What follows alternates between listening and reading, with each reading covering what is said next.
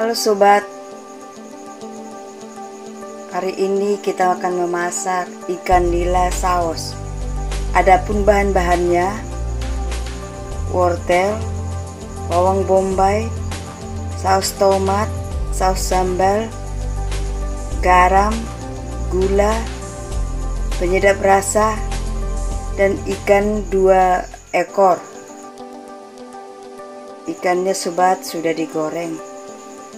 Sekarang kita mau membuatnya. Ikuti saya ya sobat. Setelah begini kita masukkan wortel sobat.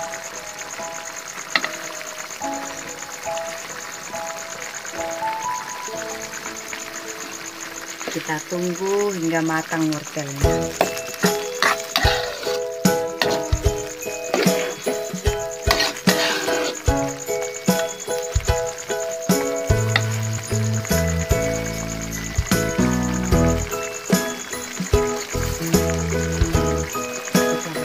Gula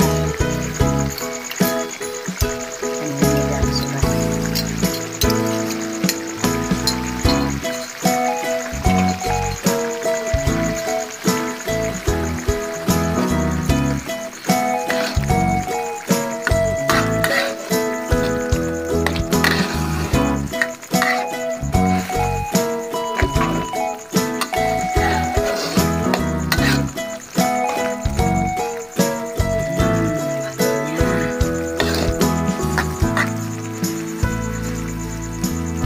Sebentar lagi sobat.